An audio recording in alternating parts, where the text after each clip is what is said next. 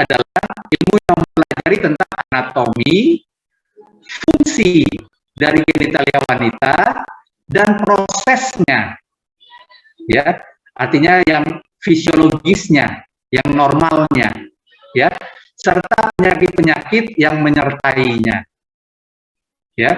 Jadi artinya ilmu ginekologi itu ilmu yang mempelajari tentang wanita yang tidak hamil, ya. Itu secara kasarnya untuk membedakan antara obstetri dan ginekologi, ya. Jadi di dalam ilmu ginekologi nanti yang akan kita pelajari adalah anatomi, embriologi, perkembangan dari genitalia wanita, fungsinya, ya, dan penyakit-penyakit yang mengenai organ reproduksi, ya, pada wanita yang sedang tidak hamil, ya. Jadi itu lebih memudahkannya, ya. Nah, sampai di sini mudah-mudahan adik-adik bisa menangkap, ya, antara perbedaan obstetri dan ginekologi, ya. Nah, setelah tahun 1930 orang kemudian mulai melihat bahwa oh, ini dua cabang ilmu ini ternyata banyak kesamaannya, ya. Contoh yang paling gampang dilihat adalah anatomi dan fisiologi dari genitalia wanita, ya. Di obstetri kita bicara kehamilan, maka kita bicara rahim. Kita bicara persalinan, maka kita bicara bagaimana bayi bisa keluar dari rahim melalui jalan lahir. Nah, jalan lahir diantaranya ada vagina, ya. Nah, di anatomi genitalia pada ginekologi kita juga mempelajari tentang tumor-tumor atau infeksi di rahim. Kita juga mempelajari tentang infeksi-infeksi di vagina, misalnya, ya. Artinya kedua ilmu tersebut mempunyai anatomi dan fisiologi yang sama, ya. Kemudian juga mempelajari tentang biokimia dari organ reproduksi wanita, ya. Di antaranya misalnya hormon-hormon reproduksi, ya. Kita bicara seorang wanita hamil, kenapa bisa hamil? Kalau sudah hamil, apa yang terjadi? Maka kita bicara hormon.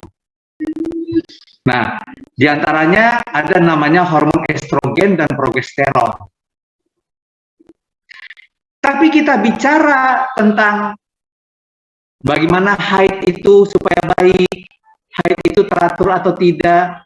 Salah satu yang kita bicarakan adalah hormon. Nah, kalau dilihat hormonnya apa, maka sama seperti pada obstetri, ya. Ada hormon estrogen dan progesteron. Jadi dasarnya mempunyai dasar biokimia yang sama antara obstetri dan ginekologi, ya. Kemudian perubahan-perubahan selama kehamilan, berarti kita mempelajari sebelum hamil. Sebelum hamil ada di ginekologi, ya. Artinya proses fisiologi sebelum hamil kemudian berubah setelah hamil mempunyai kaitan yang sama, ya. Demikian juga dengan dasar-dasar yang lain, ya. Jadi mulai mendekati tahun 1930 orang mulai berpikir bahwa oh, kedua cabang ilmu tersebut sama, ya. Maka sejak tahun 1930 disatukanlah antara ilmu obstetri dan ilmu ginekologi. Maka jadilah namanya OBGYN, obstetri dan ginekologi, ya. Jadi karena dia mempunyai ilmu dasar yang sama, ya. Makanya kalian pada kuliah kedokteran ini di awal-awal semester 1, semester 2 itu mempelajari tentang ilmu-ilmu dasar. Ya, karena semua penyakit pasti mempunyai ilmu dasar yang sama, ya.